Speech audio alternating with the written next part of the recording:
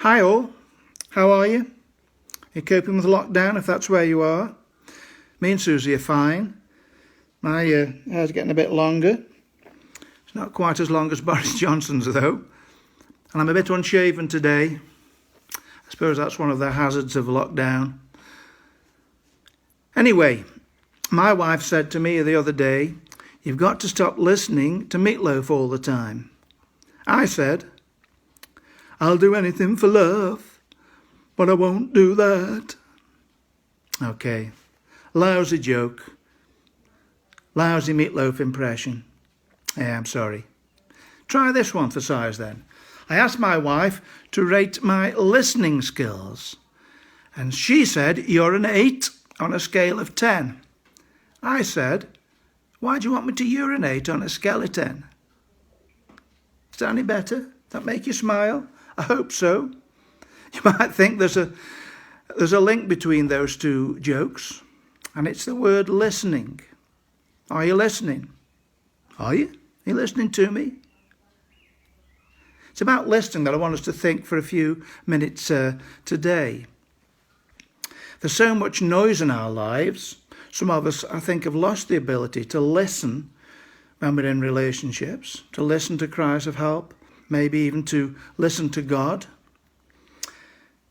Have we lost the ability, do you think, to filter good from bad, to work out what are lies and what are truth on the internet? Listening skills are quite important, I think, in our lives.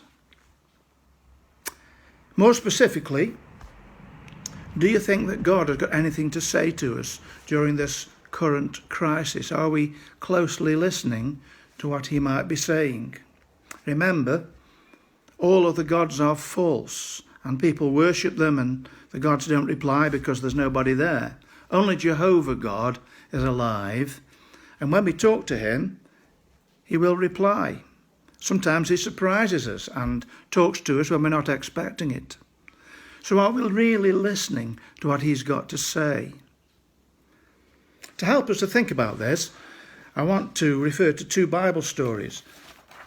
The first one you'll find in 2 Kings 17, and it says this: "The Israelites secretly did things against the Lord their God that were not right.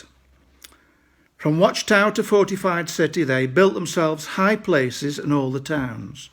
They set up sacred stones and Asherah poles on every high hill and under every spreading tree. At every high place they burned incense, as the nations whom the Lord had driven out before them had done. They did wicked things that aroused the Lord's anger. They worshipped idols, though the Lord had said, 'You shall not do this.' The Lord warned Israel and Judah through all his prophets and seers, 'Turn from your evil ways.' But they would not listen, and were as stiff-necked as their ancestors, who did not trust in the Lord their God. They would not listen, and they were stiff-necked." So what do you think God is saying about the COVID epidemic? He didn't send it, but he knew it was coming. I think scientists have been expecting something like this for a number of years. Have we been too stiff-necked as a society to listen to those warnings? The warning to Israel was that if they stopped paying tribute to Assyria, then there'd be trouble, and that they should not worship these false gods, or else Jehovah God would remove his hand of protection from them. But they wouldn't listen. They were too stiff-necked. So sadly, the Assyrians did come, and they did conquer the Israelites, and they did carry them all into exile. I just wonder, as the Assyrian soldiers were dragging them from their homes and lining them up and marching them off, whether some of them were thinking, "This can't be happening. This can't be happening to us." But it did. I wonder if some of us have been thinking the same thing during this COVID epidemic. This can't be happening. It's almost like, instead of curled up on the settee in the lounge watching a disaster movie, we've become actors in the disaster movie, only it's real. Winston Churchill famously said, "Those who fail to learn from history are doomed to repeat it." So what do you think God is warning the world through this epidemic? What's his warning about climate change and pollution, the proliferation of nuclear weapons and so on? I invite you to ponder this and to pray about it. The second story concerns a young apprentice priest called Samuel, and it's found in 1 Samuel 3. He was apprenticed to a priest called Eli, who was a very elderly man, and they were in the temple serving God there. I'm sure you remember the story, how Samuel was sleeping one day and he heard a voice saying, "Samuel, Samuel." He thought it was Eli and went to ask, and Eli said, "I've not said anything, go back to sleep." That happened 3 times, and the 3rd time Eli realised that it may be God speaking. So he said, "If he speaks again, say, 'Speak, Lord, for your servant is listening.'" And that's what happened. And so God did speak to him.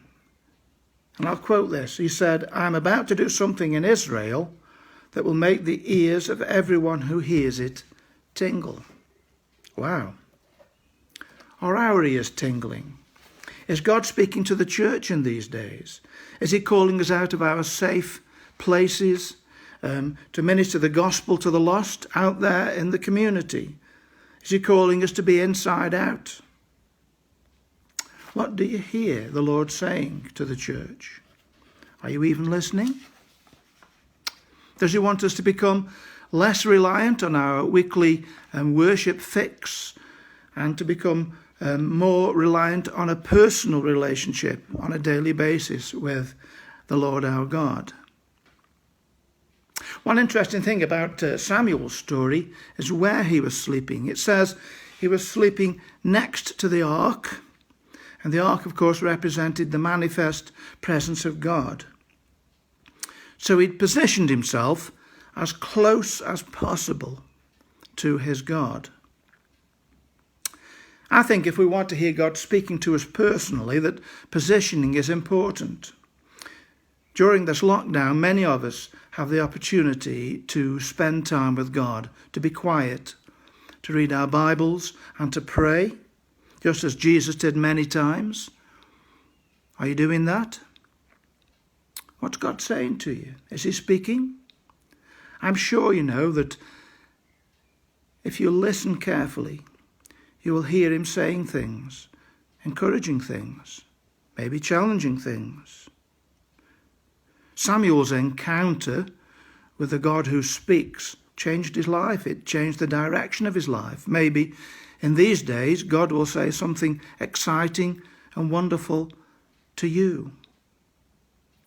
So take time in these days to inquire of the Lord, because I think we definitely need to hear his voice in these challenging times. May God bless you.